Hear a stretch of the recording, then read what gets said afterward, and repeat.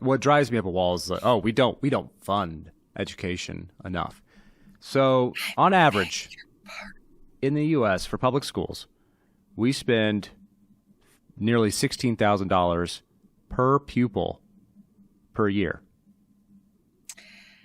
If I had $32,000, because I have two children, so if I had $32,000 a year to spend on my children's education,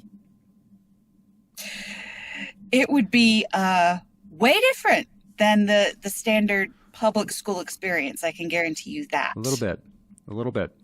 And you talked briefly about how you were good at standardized test taking. I mean, I could fill in the correct bubbles. I mean, they weren't that difficult, but I absolutely hated public school. It was not not my learning style, and it gave me the wrong impression of education.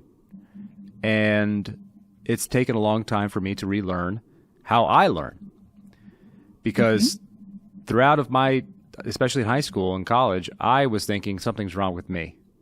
And then I have now realized that I needed a different environment. And so to answer the Wither Knight's question, I just like saying Wither Knight. It's evocative. I like it. I am a big fan of the educational savings account approach. If we're going to continue taxing people for providing education for kids, then we should give the parents the choice of what that education looks like. I think that is an effective way to promote competition, and it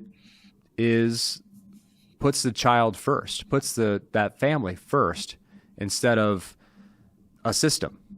And when you provide incentives for places to compete, they will provide better products. We see this everywhere. We see this in video games. We see this in, I mean, literally anything. Chicken sandwiches. If it's good enough for chicken sandwiches. But somehow people are under the impression that certain industries, such as education, are somehow magically exempt from competitive forces. Like, oh, it couldn't possibly work that way.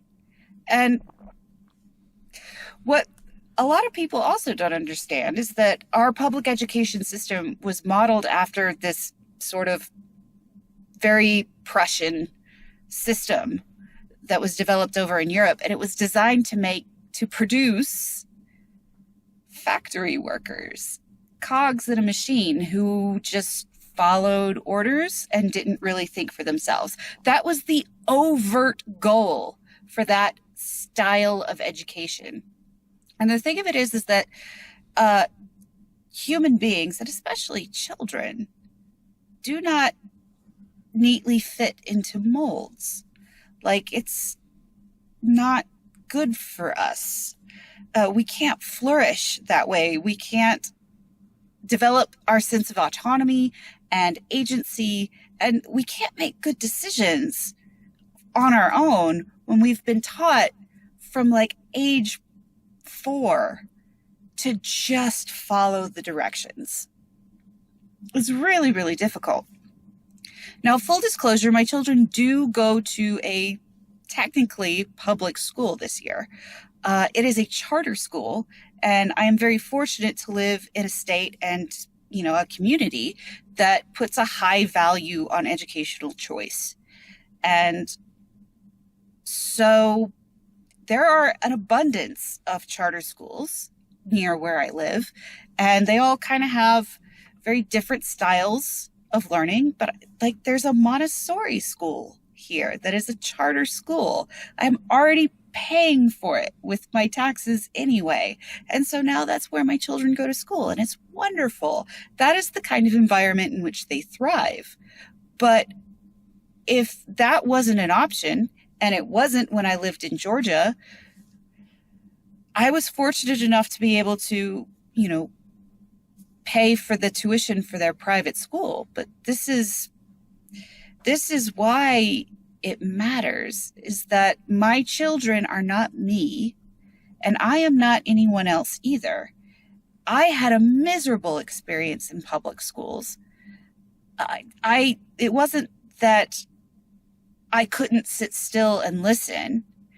It was that it did not support my learning style, and it did not give any kind of real chance for people that were not in the dead center of the bell curve distribution of giftedness, I guess. Mm-hmm. So the people who really struggled and the people who would have otherwise excelled were just absolutely left behind. And it got, I have my children, I watch them grow, and they're such beautiful individuals. And it was about that time to decide how we were going to school them, to educate them.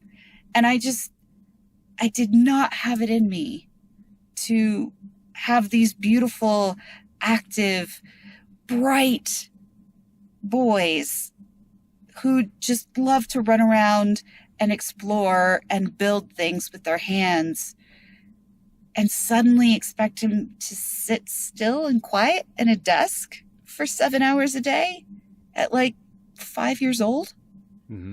Like that felt monstrous to me. And I would have done anything to keep them out of that. I did. And just to think that only people who are financially capable of paying both the taxes to fund public schools and also the additional tuition for a private school, like they are the only ones who get to decide if their children can have a different educational opportunity, and to frame it in a way that is like, oh, we're protecting the most vulnerable among us. We can't, because then we can't. Just get out of here. You're protecting the status quo. It's not about students. If you actually cared about students, you'd be all for this. Right. Like, have you met children? Most of them no. And that's the problem, is that we have great teachers at public schools, and they're put into a situation, in a lose-lose situation.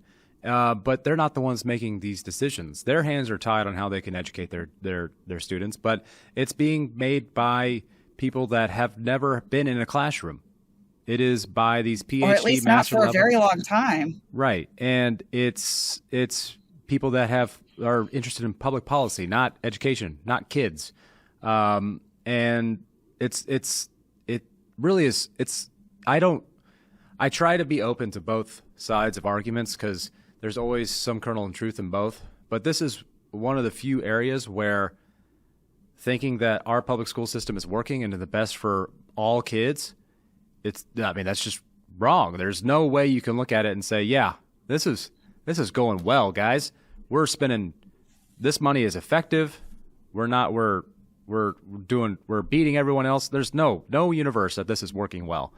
And the idea that we can't give kids that were born in the wrong zip code or to the wrong family the same chance at a better education, it is mind-blowing. And it makes no sense to me. And if we're going to continue paying these taxes, it needs to help kids, not systems.